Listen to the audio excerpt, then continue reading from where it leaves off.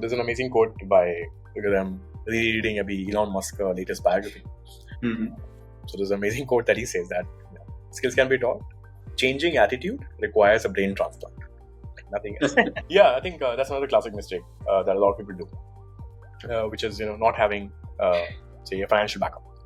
Right? I've gone through this journey 2 times now, so the things have evolved, and my ways of dealing with stress have evolved as well. People will expect that you pull a rabbit out the hat in like 1 year, 2 years. That's not how it happens. Her company का अपना एक incubation cycle होता है, हर company की अपनी timeline. Hello and welcome to a brand new episode of Fintech Ki Baat. In this episode, we have with us Mr. Rohit Taneja, founder of Decentro. Hey Rohit, thank you so much for joining us today. We're super excited to have and learn from you. Hey Shreyas, yep, good to be here. Thank you for having me. Great. Rohit, so you have been an entrepreneur for the last few years. Let's dive straight into it. What exactly, inspired you to start building? Sure. Yeah, that goes way back. I think part of it was very similar to what a lot of entrepreneurs get inspired by, which is, success stories of people around, right? So it's very natural to, of course, see what's happening in the media and see what's happening in the entrepreneurship ecosystem. Thankfully, I come from IIT Delhi, which is obviously an amazing place, when it comes to entrepreneurs, because we have some of the best entrepreneurs coming out of that college, right? And this actually goes back to Flipkart's time. So in 2012, when I graduated, there was this usual dilemma, right, which every college student has, okay, what to do in life, right? I think I had a pre-placement offer from my internship days. There was also this thought of CAT and MBA, and at the same time, I had a master's offer from the US. So 3 very different paths, right, which could lead to 3 very different trajectories and different impacts, I would say, over time. And I think the thought that I had was, one, for some reason I noticed very soon, and very rightfully so, that something like an MBA doesn't really add value when it comes to entrepreneurship or like really making an impact in the world. Sure, you get a wider network. That is definitely it. So if I wanted a network, then yes, an MBA would have been useful. But then I think a lot of that was already covered by IIT. So I don't think there was a substantial difference that I would have seen had I gone for an MBA. Also, I did not want to go for it just post-college, right? Really wanted some real-world experience, because ultimately it's just studies again after studies, right? So, so I think it zeroed down to, okay, masters or, starting up or job. Masters, again, same thought as MBA, that, okay, I can do it at any point of time. It doesn't need to be now. So I deferred that. And I think at that, immediately after college, I did not start up because, again, it was fairly risky and I did not have a concrete thought in mind of what to do. So I said, okay, let's first zero down on a specific problem statement that I feel passionately about before I spend a few years on it. So yeah, that was the initial phase of the career. So decided on Sony as my first job, which was learned a lot, of course. Amazing country, amazing people. And I think during those 2 years when I was working there, started tinkering, just thought experiments, brainstorming with a lot of people, obviously saving up, for the bootstrap phase that comes in usually when you're starting out. That helped, found my co-founder during those 2 years, and found the idea that I really wanted to work on, which was peer-to-peer payments back in 2014. And then came back to India with a firm resolve that, okay, this is it. I think a lot of things helped make that decision quickly for me. One was, in general, Japanese companies are very slow-paced. They move extremely slowly. There's a lot of hierarchy. So to get anything done in a Japanese company is like 10x more difficult getting it done in an Indian company, if I were to put it that way. So yeah, I think that pushed me in the right direction. That, okay, clearly this is not what I'm meant for. I can't live with such bureaucracy. So yeah, came back in 2014. I think this was April 2014, and at that time I was not sure whether I was leaving the job. I said, okay, I'm just going back. I'm tired. I can't do this. So, but then once I came and noticed that India was in a good place when it comes to startup ecosystem. This was 10 years ago. Now it has. Right. But yeah, I said, okay, this looks like the timing is right. My co-founder is ready as well. He had graduated at that time. He was doing his MBA, so he came from a financials, marketing kind of background. I came from a product design, engineering background. Yeah, and things clicked together, and we said, okay, this is it. So 2014 is when the startup journey started. Amazing. I think this is probably one of the most realist answers I have heard to the question, what inspired you, right? The success stories of people around you. Most of the time I get some fancy answers around it, and no offense to anyone. But yeah, I do get a lot of fancy answers. So this is probably the most realist answer here, and I think thank you for that. I think a lot of people do start up because वो देखा यार इसने 1 billion raise कर लिया, मैं भी पहुंचूंगा, and all of that. I mean, which is fair, which is human nature, and it's good to see someone really putting it out there. Yeah, this is also one of the reasons that could be it, but obviously not the only reason. And a lot of things come along, right? Having said that, a very interesting question that I get when I meet a lot of budding entrepreneurs, and sometimes I kind of get stuck on this, is how do you identify कि ये idea सही है, मतलब ये idea पे काम करना चाहिए. Correct. Yeah, no, you're right. I think that's a very tricky one. I think, and I'm slightly biased towards it in the sense that my personal opinion has always been that you should always work on something which you feel strongly about. It should not be that something that somebody else feels or the market feels strongly about. Right. Which is a common mistake that even the smartest founders do, and I've seen a lot of my batchmates do that as well, where they go into a space just because it is hot, just because it is trending. Sure, they do well for a couple of years, they get the capital because investors are happy, it's a trending space, but then eventually it fizzles out, right? So completely aware of many examples like that. So yeah, I think that's the number one criteria. So like, just look in your daily life and you will find at least 10 instances, 20 instances of small problems or large problems that you see. This could be devices not functioning properly. This could be not having access to Wi-Fi. Whatever, like hundreds of problems that you can figure out, right, which you can solve. And there will be business models. So I think just figuring that first, like, real pain point which you face on a daily basis, if you can do that, and then figure out a business model around it, I don't think there's anything more powerful than that. So yeah, I think that's really, I would say, the best filter. And then sure, once you do that, then look at, okay, what is the TAM? How many people will be impacted by this? Can you build a company around it? If yes, in India or somewhere else, right? Those are like last things to worry about. But I think first thing is, are you passionate? Do you feel this problem is worth solving? True. I think that is really helpful. And as you said, right, just getting into an area because it is hot doesn't really make sense. You have to align your interest as well as, and then you kind of get into the TAM SAM process, understand kya ho raha hai market, and then you figure it out. Given that, having said that, right, what was your process of identifying that this is the area that you wanted to go in with Decentro? Sure. Yeah. I think in my case, I took the same approach, right? Which is what I mentioned, that I really wanted to figure out one particular pain point, that I was really passionate about, right? Something that I felt personally during those days. I think one thing stood out, which was, there were of course many ideas, but I think the major thing that stood out was just having access to simple apps for money transfer between friends. And I'm sure people who have gone to college will appreciate this, or any social life will appreciate this, that when you have an active social life, be it with colleagues or with college mates, there's a lot of money sharing that happens between friends. You are either going out, you're spending money on trips, etc. So it's just managing that social life with your money. Right? It's how do you share money with your friends? How do you keep a tab on it? Right? Something that Splitwise obviously has been trying to solve for. So that problem stood out, and even though Splitwise was there, we were using it. We noticed that it was not really solving it; it was more like delaying that problem. It's like, okay, you just keep a tab on it, and then ultimately maybe someday we'll settle it, right? So.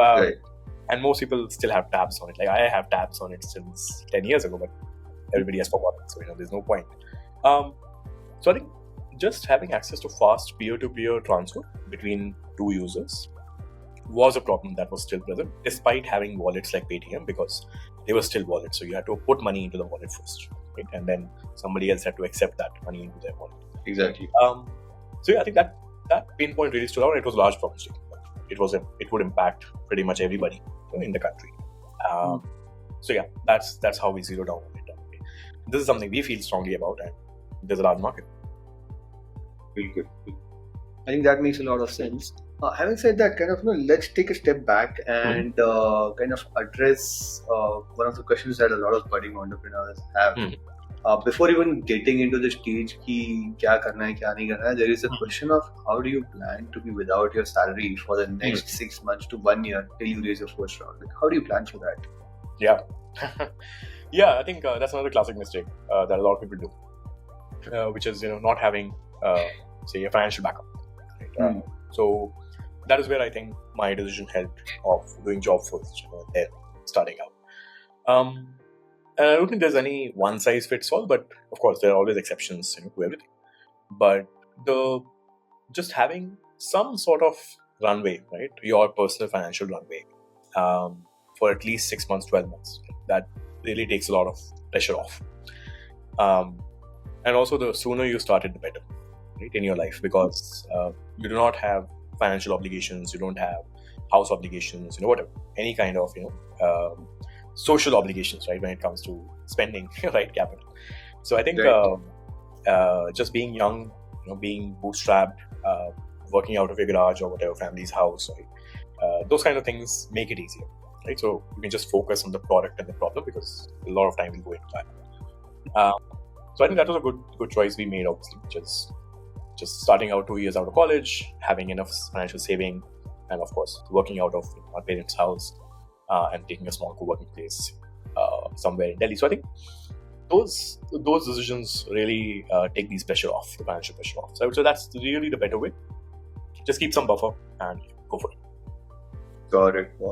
So in this case, what would you kind of advise people that are essentially somewhere in their mid-30s to late 30s, जो एक 10-15 साल job कर चुके हैं, now they're exploring getting into this thing, right? बच्चा है, एक EMI चल रहा है, but entrepreneurship में घुसने का वो एक आग जल रही है, like they want to do it, वो passion है, they are passionate about an idea.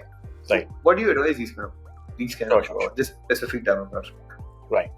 Yeah. So I think the advantage that they have is the network will be immensely valuable, right? So that is a significant advantage, right? And I think they should really tap into it, that unfair advantage. So, like the way I put it is, you should not have a problem in hiring. You should not have a problem in building a team with your co-founders, because by now you should be fairly clear कि कैसे तरह के लोग चाहिए, और किस तरह के co-founders चाहिए मुझे. So I think that's the first major strength to tap into.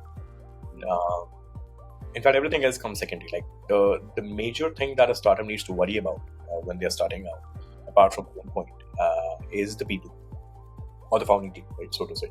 So having really, of course, and this is a whole topic in itself, but I think just having an amazing co-founder is half the problem solved. So yeah, I think that's the first unfair strength. They should just tap into, think deeply about it. The second one is they will anyways have, I think, runway from a financial perspective, because they would have saved from jobs and everything. So I don't think they need to worry about that. But at the same time, since they have these obligations, on family side, house side, वो एक honest conversation बहुत जरूरी है, with your spouse, कि यार मैं इसमें जाने वाला हूँ, it's possible कि 6 महीने 12 महीने we may not be able to travel, we may not be able to spend, right, on vacations. We may just have to live in this house for a long time. Right, we may not be able to buy whatever. All those additional things that which you wish to spend on may not be possible for a while. And at the same time, it's very important to have an emotional discussion as well, because you go through a lot of emotional turmoil in the first couple of years, right, until you get at least stable foundation for the company. So yeah, I think that is the first thing, or the second thing in this case that I would advise. Key. Just have that honest conversation, make sure your spouse is on board and she's supportive, and of course your family's understanding. Right? Those are very, very important. Otherwise, it will become hell.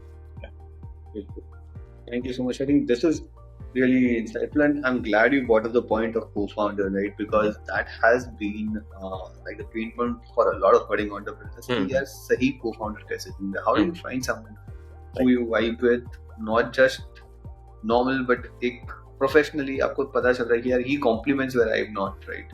Right. So, what is your view on that? Right. Yeah. I think some of the points will be common, right? Which is they should be complementary, of course, to your skills. So that goes without saying. And I think it is a very common mistake again that very early stage entrepreneurs do कि वो अपने friends में ढूंढते हैं. So because that's the easiest case to look at. चलो friends में ही ढूंढते हैं, friends हैं काफी time से, चलो साथ में काम करेंगे, मजा आएगा. Again, exceptions are there. There are some friends who have built amazing companies, right? No doubt about that. But more often than not, friends are not the best. And this may be counterintuitive, but the reason why they're not the best is that friends are not comfortable with it. Right? And you don't push each other. And you're like, okay, this is my friend, I can't hurt him, and vice versa. Right? So, which is not the thing to do, right? You actually want to have challenging conversations. You should be able to challenge the person and completely disagree with that person without hurting. वो professional setting में personal angle becomes very hard, right? So which is why family members also, like, my advice is don't do with family members. Again, exceptions are there are family business, right? But it really depends on your equation. Yeah, right? So if you're ready to have that challenging conversation, and some people are, and you're also ready कि potentially a relationship disrupt हो जाएगा because of the startup, be ready for that angle, extreme angle as well. If those are aligned, sure, go ahead. Right? Otherwise, like, look in the professional circle, look in your college circle, not close friends, but decent enough, right? School friends, like school old mates, right? Again, somebody who has not been in touch for a long time, but you know them. So those kind of relationships really help. Or networking. In my case, like my co-founders, I've always met them through serendipity, like pure coincidence.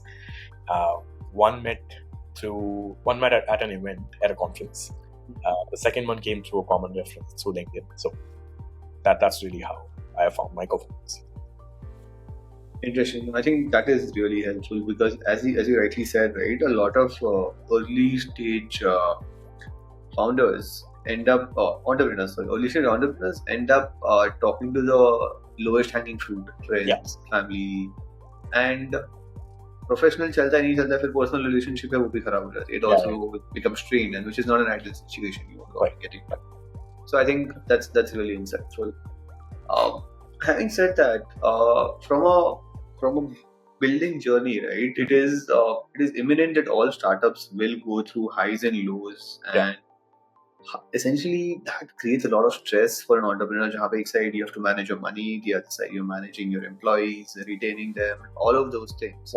So, given the immense amount of stress that a founder is in, how does a founder, or how should a founder essentially manage that stress? What are your views? How have you been doing it? Sure. Right. I think again, I've gone through this journey 2 times now.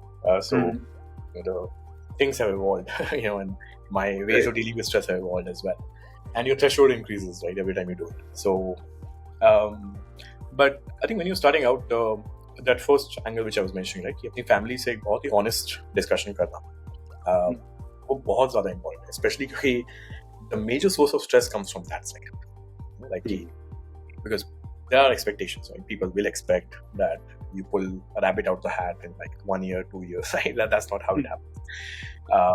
Her company का अपना एक incubation cycle होता है, हर company की अपनी timeline. There is no fixed thing कि हाँ 5 साल में we become a unicorn. It can be anything.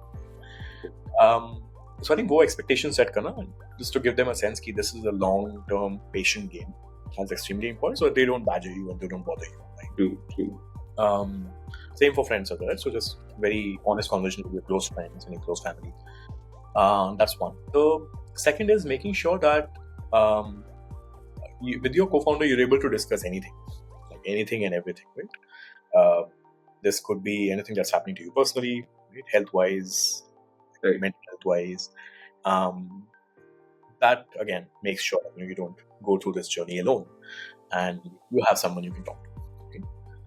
And third is, I think, just keeping your eye on the bigger picture and the problems that you're solving, which is also a very common mistake that founders do कि वो nitty-gritties में इतना खो जाते हैं, like daily lifestyle में किया okay, hiring करनी है, ये firing करनी है या website launch करनी है, hundreds of things, right, that we have to do.